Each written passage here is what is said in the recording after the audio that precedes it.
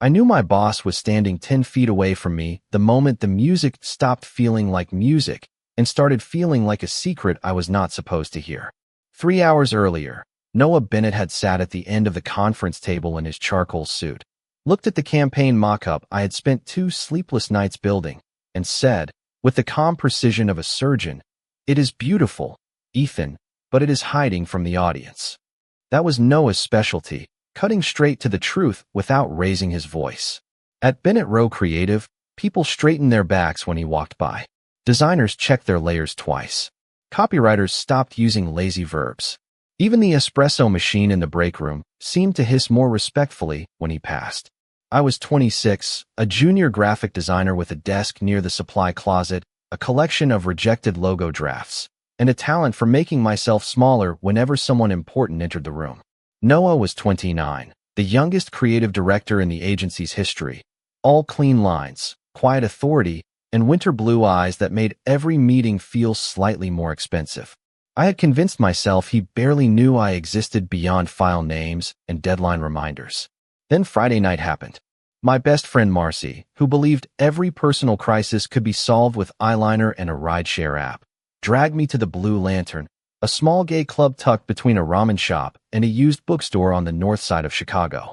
"You need to stop looking like a haunted intern," she said, pushing a club soda into my hand because she knew I did not drink. I told her I would stay for 20 minutes. 45 minutes later, I was still standing near a wall painted midnight blue, watching strangers dance like they had never once been corrected in a meeting. The room glowed with violet lights and soft gold lamps shaped like moons. Someone laughed near the bar. Someone else sang along badly to an old pop song. For once, nobody needed anything from me. No revisions. No client notes. No polite smile while pretending I was fine. I was almost breathing normally when I saw him. Noah Bennett stood near the far end of the room without a tie, his sleeves rolled to his forearms, his blonde hair a little less perfect than it had been at 5 o'clock. He was not dancing, exactly. He was swaying with a kind of careful awkwardness that made him look painfully human. Not the untouchable boss. Not the man who could silence a room by clearing his throat. Just a guy under blue light, holding a ginger ale, looking like he had come there to remember something. My chest tightened. I turned so fast my shoulder bumped the wall. Marcy followed my gaze, gasped, and whispered, "Is that your scary work, Prince?" Before I could answer, Noah looked up. His eyes found mine across the room. I waited for him to pretend he had not seen me. Instead, he set down his glass and walked straight toward me. For one impossible second, every sound in the Blue Lantern seemed to move underwater. The music was still playing, people were still laughing, Marcy was still gripping my elbow hard enough to leave a memory, but all I could see was Noah Bennett crossing the room with the same calm focus he used when walking into a client pitch. Only here, under violet light and paper moons, that focus landed on me instead of a presentation screen. I wanted to disappear into the painted brick wall behind me. That was my oldest habit, older than my job, older than Chicago, older even than the first time I understood that being noticed could feel almost as dangerous as being ignored. In high school in a small town outside Madison, I had learned to be easy. Easy son, easy student, easy friend. I laughed softly, dressed plainly, never corrected people when they guessed wrong about me, and became excellent at reading rooms before I entered them. My mother called it being thoughtful. My father called it being sensible. I called it survival. Then later, when I moved to Chicago with 2 suitcases and $700, I called it professionalism. At Bennett Rowe Creative, that skill had made me useful. I arrived at 8:15 every morning with coffee from the place downstairs, not because anyone asked, but because it gave me something to hold. My desk sat close to the supply closet, where printer paper leaned in. Crooked towers, and someone had taped a cartoon raccoon above the light switch. I liked that corner. From there, I could watch the agency without fully joining it. I knew that Melissa from accounts cried quietly in the stairwell before big calls and returned with perfect lipstick. I knew that Andrew from strategy hummed old television theme songs when he was nervous. I knew that Noah Bennett always paused by the east window at 6:30 in the evening, when most people had gone home, as if the last orange strip of sunset over the city belonged to him alone. I noticed everything. That was why I was good at design. I could see the tiny imbalance that made a layout feel dishonest, the empty space where emotion should have been, the color that looked brave on screen but lonely in print. What I could not see clearly was myself. My dream, the one I never said out loud at work, was to open a small illustration studio someday. Maybe design picture books for kids who needed gentle stories about different kinds of families, different kinds of courage, different ways to belong. But dreams like that required confidence, and confidence was not something I wore naturally. It was a jacket I tried on in private and took off before anyone important could laugh. Noah stopped 2 feet in front of me, close enough for me to see that his perfect hair was not perfect at all tonight. One piece had fallen over his forehead, softening his face in a way that made him look younger and more tired. His gaze flicked to Marcy, then back to me. "Ethan," he said, not surprised, not amused, just gentle. "Are you all right?" I opened my mouth, but no useful word came out. Marcy, who had never once respected a dramatic silence in her life, smiled too brightly and said, "He is fine. He is just experiencing a small, professional earthquake." I turned to glare at her, but she was already backing away with both hands raised. "I'm going to find the restroom, or a snack, or a new personality. You two be normal." Then she vanished into the crowd, leaving me alone with the one person in Chicago who made me feel like every button on my shirt had been fastened wrong. Noah watched her go, and for the first time since I had known him, the corner of his mouth lifted. It was not the polite expression he used with clients. It was real, brief, and almost boyish. "She seems loyal," he said. "Unfortunately," I answered, and the word escaped before I could make it sound professional. His smile deepened by a fraction. The room suddenly felt too warm, not in a dangerous way, just in the way a person feels when a curtain opens and sunlight finds them before they are ready. Noah tilted his head toward the hallway near the back exit, where the music softened and the air looked cooler. "Would you like to step somewhere quieter for a minute?" I should have said no. Not because I wanted to, but because every responsible part of me understood the shape of the situation. He was my boss. I was junior staff. There were rules, spoken and unspoken, that kept offices from turning into rumor machines. But his voice was careful, and his hands stayed relaxed at his sides, and something in the way he waited for my answer made me feel less cornered than I had felt all week. So I nodded. We moved through the edge of the dance floor, past a group of men laughing over spilled popcorn from a paper bag, past a bartender stacking clean glasses, until we reached a narrow hallway painted deep green. A crooked framed poster advertised a charity drag brunch from 3 summers ago. The quiet there was not complete, but it was enough. Noah leaned against the opposite wall, leaving several feet between us. Under the hallway light, I could see the tiredness he usually hid. There were faint shadows beneath his eyes, and a small crease near his mouth, the kind that came from holding back too many sentences. "I did not expect to see anyone from work tonight," he said. "Neither did I. For what it is worth, I am not here to make your Monday awkward." I let out a breath that was almost a laugh. That is generous, considering Monday was already scheduled to be awkward. He looked down, and something quiet passed across his face. "Because of the campaign review?" I shrugged, pretending my heart had not kept replaying his words all evening. "You were not wrong. I was not kind enough," he said. That surprised me more than seeing him here. Noah Bennett, the man whose feedback could turn a room silent, looked genuinely bothered by the memory of one sentence. "I have spent a long time believing that clarity is the same as honesty," he continued. "It is not always. Sometimes it is just a cleaner way to keep people at a distance." I did not know what to do with that, so I studied the floor, where someone had dropped a tiny silver star from a party decoration. "You keep people at a distance?" I asked. Noah gave a soft laugh without much humor in it. "Ethan, I built an entire career out of it." The sentence sat between us longer than either of us expected. From the main room, the music shifted into something slower, softer around the edges, and a few people cheered like the song had rescued them from a bad week. I looked at Noah, really looked at him, and realized how strange it was that I had spent almost a year studying his preferences in layouts, colors, pacing, and presentation decks, but knew almost nothing about the person who carried them. At work, he was all clean margins and controlled breathing. Here, beneath a hallway light that flickered every few seconds, he looked like someone who had run out of places to be impressive. "Why here?" I asked before I could lose the nerve. He glanced toward the club, where blue light spilled across the floor in thin rectangles. Because nobody needs me to be good at anything here. That answer was so simple it made my throat tighten. He noticed, of course. Noah noticed everything when he was not pretending not to. I came to Chicago when I was 22, he said. I had one suit, a portfolio I thought was brilliant and was actually terrible, and a belief that if I never made a mistake out loud, no one could decide I did not belong. I leaned back against the opposite wall, holding my club soda with both hands. The ice had melted, leaving the cup cold and wet against my palms. That sounds familiar. I know, he said gently. That is why your work frustrates me sometimes. I blinked. My work frustrates you because I am secretly young you? No, he said, and there was that almost smile again. Because your work has more heart than most of the room, and then you cover it with something safer at the last minute. I wanted to laugh, but the truth of it landed too close.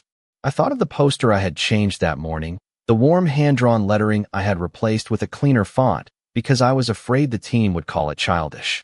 I thought of all the little choices I made to be acceptable instead of honest. You called my mock-up beautiful today, I said. Then you said it was hiding. It was. He paused. So are you.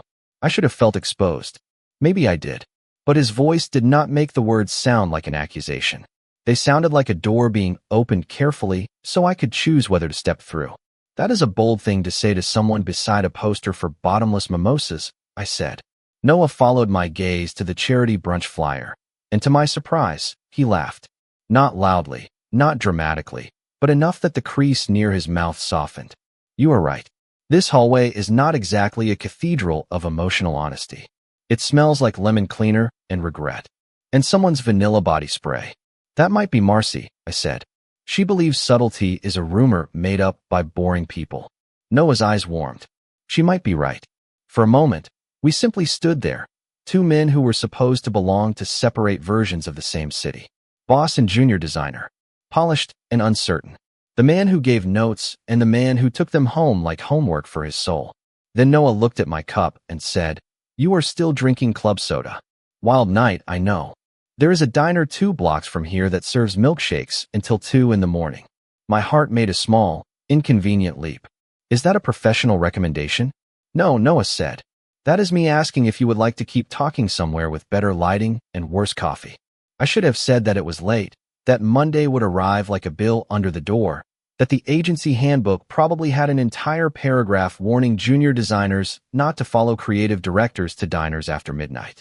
Instead, I looked past Noah toward the club, where Marcy had reappeared, near the bar, and was watching us with the expression of a woman trying very hard not to clap.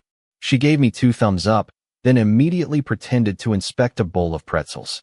I could eat, I said, which was not brave, but it was honest enough to count. Noah held the back door open, and we stepped into a narrow alley washed silver by a light drizzle.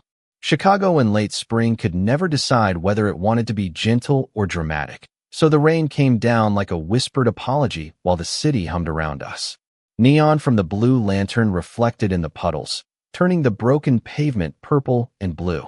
Noah walked beside me, not too close, his hands in his pockets, matching his pace to mine, as if even the distance between our shoulders deserved consideration. I should warn you, he said. The diner has terrible coffee. You mentioned that. And a jukebox that only plays songs from 1998 to 2005. That sounds less like a warning and more like a selling point. Their fries are excellent. Now you are just showing off. He looked over, and the streetlight caught the quiet amusement in his eyes. It was strange how quickly the city changed when a person stopped trying to survive it alone. The same sidewalk I would have rushed down with my head lowered suddenly had details. A bicycle locked crookedly to a signpost, steam rising from a manhole, a mural of 2 astronauts holding flowers on the side of a laundromat. The diner sat on the corner with red vinyl booths, chrome trim, and a sign in the window that promised breakfast all day in letters that had lost half their glow. A waitress named Denise, according to her tag, greeted Noah like she had seen him there before. Late night again, honey, she asked, already reaching for 2 menus. Noah gave her a look that was both embarrassed and fond. This is Ethan. Denise looked at me, then back at Noah, then smiled with the wisdom of someone who had served pancakes to every possible form of human confusion. Then Ethan gets the good booth. We slid into the corner booth by the window. The table was slightly sticky, the lamp above us buzzed, and the jukebox began playing a song I remembered from middle school dances where I had stood near the wall pretending to text. Noah ordered fries and a vanilla milkshake. I ordered a grilled cheese because it felt like the kind of food a person could trust. When the milkshake arrived with 2 cherries on top, Denise winked and said, "For balance." Noah carefully placed 1 cherry on my plate without a word, as if sharing dessert garnish was a perfectly normal business-adjacent activity. I tried not to smile and failed. We talked about small things first: bad fonts, worse clients, the moral danger of stock photos where everyone laughed at salad. Then the conversation softened. He told me he used to sketch buildings before he ever cared about branding. I told him I wanted to make books for kids who needed to see quiet bravery. Noah listened as if that dream was not childish, not unrealistic, not something to hide. Outside, rain traced thin lines down the glass, and for the first time all week, I did not feel like a draft waiting to be corrected.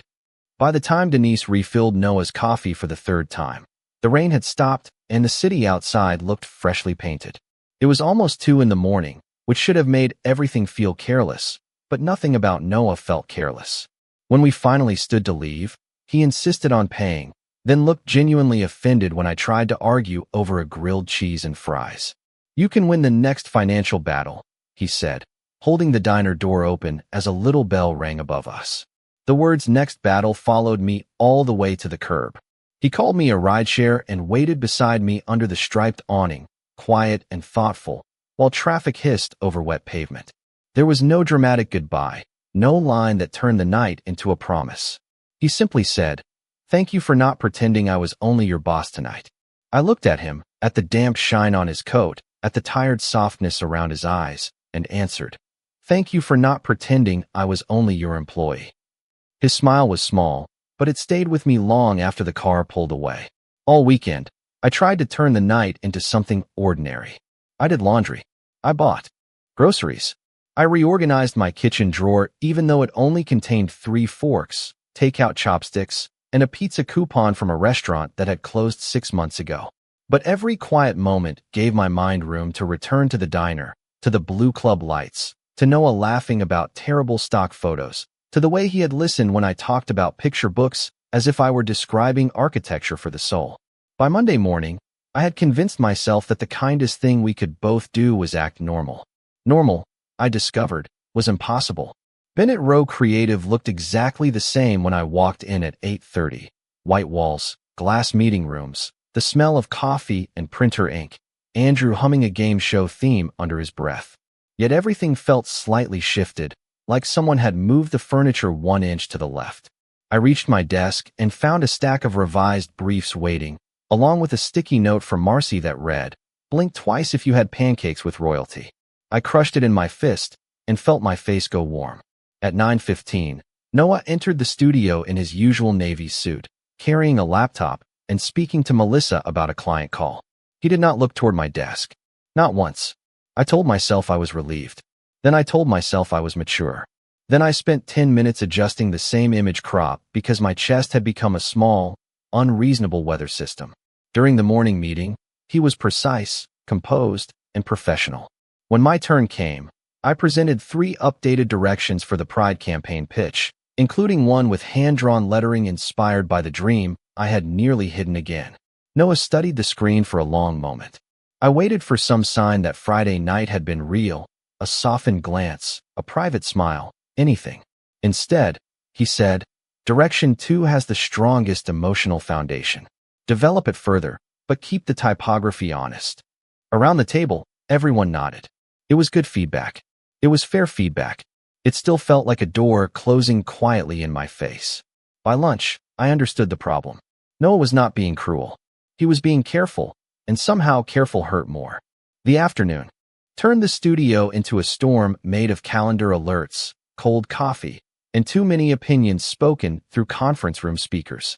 The Pride campaign pitch was due in 48 hours, and the client, a national bookstore chain trying to rebuild its image with younger readers, wanted something emotional but not controversial, heartfelt but not too personal, colorful but not childish, authentic but still safe enough for a boardroom full of people who used the word community like it had been approved by legal. By 3 o'clock, We were all gathered in the glass room overlooking the Chicago River, surrounded by printed mock-ups taped to every wall. My direction was pinned near the window.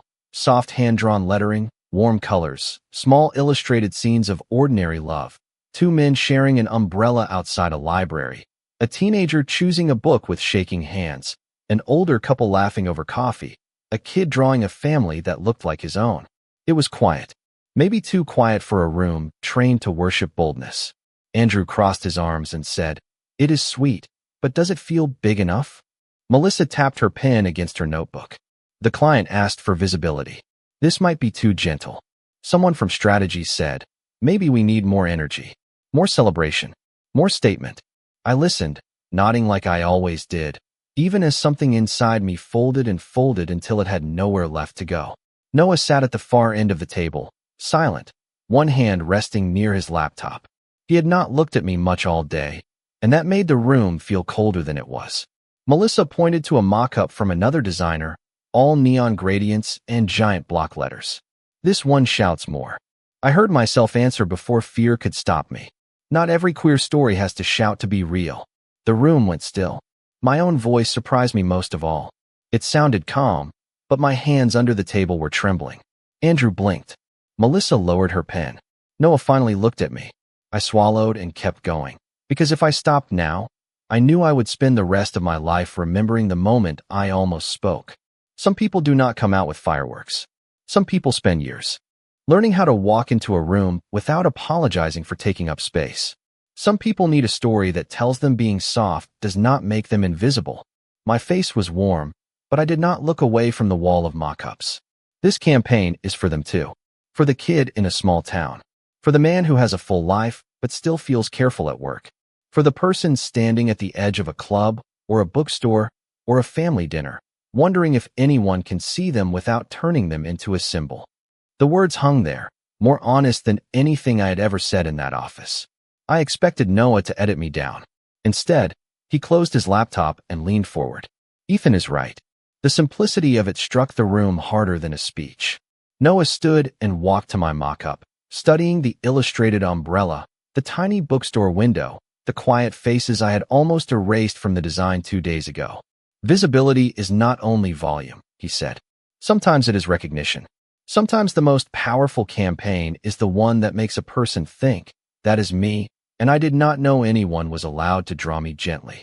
He turned back to the team, professional again, but not distant. "We build the pitch around direction too. Keep the warmth. Sharpen the structure. Do not bury the heart." Work resumed after that, but something had changed. People still asked questions, still pushed, still worried about the client, but they stopped treating tenderness like a weakness. For the next 3 hours, I revised layouts while Noah moved around the room, giving notes that made the idea stronger without making it smaller. He did not smile at me. He did not need to. When he paused beside my chair near sunset and quietly said, "Do not replace that lettering," I understood what he meant. He was not just protecting the work. He was asking me not to disappear from it. By 8:30 that night, the office had emptied into a quieter version of itself. The bright overhead lights were off, leaving only desk lamps, monitor glow, and the city beyond the windows, where traffic crawled along the streets like strings of red and white beads. I stayed at my desk, refining the campaign until the illustrated bookstore window finally looked warm instead of perfect. My eyes burned, my shoulders ached, and the supply closet raccoon stared down at me with the judgment of a small, exhausted manager. I was adjusting the curve of one hand-drawn letter when a paper cup appeared beside my keyboard. Hot chocolate, not coffee. I looked up. Noah stood there with his suit jacket folded over one arm and his tie loosened, looking less like the man who commanded conference rooms and more like the guy who had shared fries with me under diner lights. "Denise said coffee after sunset is a character flaw," he said. "You called the diner?" I walked there. He glanced at the screen. "And I brought sugar because the vending machine here serves sadness." I wrapped my hands around the cup, grateful for the warmth. For a moment, neither of us spoke. The campaign artwork glowed between us, full of small, gentle scenes I would have hidden a week ago. "You defended me today," I said. Noah looked toward the windows. "I defended the work. That is the office answer." He accepted that with a slow nod, then pulled the spare chair closer. leaving a careful distance the way he always did. I was afraid, he said. The honesty made me turn fully toward him. Of the client? Of myself. His voice stayed quiet, but something in it had lost its armor. A few years ago, before Bennett Rowe, I worked at a large agency downtown. I was dating someone there. He was smart and funny and much braver than I was. When people found out, our relationship became the only thing anyone saw. Not his talent, not my work, just whispers, assumptions, jokes that sounded friendly until they followed us into promotions and meetings. He rubbed one hand over his face, tired in a way no all-nighter could explain. I told myself I was protecting my career by becoming careful. Then I kept being careful long after the danger was gone. I thought of him at the Blue Lantern, standing under blue light like a man visiting a country he used to belong to. Is that why you acted like Friday did not happen? Partly. He met my eyes then, and there was no cool distance left in them. And partly because I have power at work. Ethan, I will not pretend that does not matter. I did not want one good conversation, one late-night diner, or my own loneliness to put pressure on you. The frustration I had carried all day softened into something more complicated. He had not been embarrassed by me. He had been afraid of becoming another room I had to read for safety. You could have told me that, I said. I know. His answer came quickly, almost painfully. I am learning that silence is not the same as respect. Outside, a train passed somewhere in the distance, its low sound moving through the glass like weather. I looked at the campaign again, at the tiny illustrated figure standing near a bookstore shelf, reaching for a book with a rainbow on the spine. I spent years thinking being easy made me lovable, I said. Easy son, easy friend, easy employee, but easy is not the same as honest. Noah listened without interrupting. That was the thing about him, I realized. When he finally stopped hiding behind precision, his attention felt like shelter. Today, when you said visibility is not only volume, I believed you. I continued. I think I needed someone else to say it before I could. Noah smiled faintly. You said it first. The office felt warmer after that, although nothing physical had changed. We did not make promises. We did not solve the problem of work and feelings and timing with one midnight conversation. But Noah stood, picked up a red marker, and asked if he could help refine the pitch deck. I handed him the printed pages, and for the next hour, we worked side by side in the quiet, building something tender enough to be true and strong enough to survive being seen. The pitch happened on Thursday morning in a conference room 20 stories above Michigan Avenue, with Lake Michigan spread beyond the windows like a sheet of pale blue glass. I wore the only blazer I owned. Noah stood near the screen with his usual calm posture, and the client team sat across from us with folded hands and expressions polite enough to be terrifying. My stomach kept trying to become a paper bag, but when the first slide appeared, something unexpected happened. I recognized the work. Not the safer version, not the polished version with all the fingerprints removed, but the version that still had my hand in it. Noah introduced the strategy, then stepped aside. Ethan will walk you through the emotional direction, he said. For 1 second, I thought I had misheard him. Junior designers did not usually lead this part. Junior designers clicked slides and smiled when senior people translated their hearts into marketing language. But Noah looked at me, steady and certain, and I remembered the diner window, the blue club lights, the hot chocolate beside my keyboard, and the tiny illustrated bookstore shelf that had survived every revision. So I stood. My voice shook for the first sentence, then found its feet. I talked about quiet visibility. I talked about people who had spent their lives practicing how to seem fine. I talked about bookstores as places where someone could find a story before they had the courage to tell their own. When the slide with the umbrella appeared, I saw one woman from the client team press her fingers softly to her lips. When the final line appeared, "Find yourself on the shelf," the room stayed silent in the way rooms do when people are not bored, but feeling. Then the client director smiled and said, "This is the first idea today that feels like a person, not a campaign." We won the account. The studio erupted when the call came that afternoon. Andrew rang the little brass bell near reception. Melissa hugged me so hard my badge clipped my chin. Marcy whispered, "I am trying not to say I told you so, but spiritually, I am saying it." Noah waited until the noise settled before approaching my desk. In front of everyone, he said, "This campaign exists because Ethan trusted the story before the rest of us caught up." It was not a confession. It was not a secret. It was something better. Respect, given in daylight. 2 weeks later, Noah transferred direct supervision of my work to Melissa, not because he was leaving, but because he believed care should have structure if it wanted to last. We moved slowly after that. Coffee became Saturday walks along the lakefront. Saturday walks became bookstores, bad diner coffee, and long talks about our families, our fears, and the lives we wanted instead of the lives we had inherited. Summer arrived in Chicago with street festivals, open windows, and rainstorms that made the sidewalks shine. One evening, after our campaign posters appeared in bookstore windows across the city, Noah met me outside the Blue Lantern. He wore no tie. I carried 2 ginger alesh from the corner store. For a moment, we stood on the same sidewalk where the whole strange, gentle thing had begun. You know, I said, the first time you walked toward me here, I thought my career was over. Noah laughed, softer than the traffic, warmer than the neon above the door. I thought mine was finally becoming honest. Then he offered me his hand, not as my boss, not as someone rescuing me, but as a man asking to be met halfway. I took it. The music inside was muffled. The night smelled like rain and pizza from the shop next door, and for once, I did not feel like someone standing at the edge of my own life. I had been seen, and nothing terrible had happened. In fact, under the blue light of an ordinary Chicago night, everything was just beginning.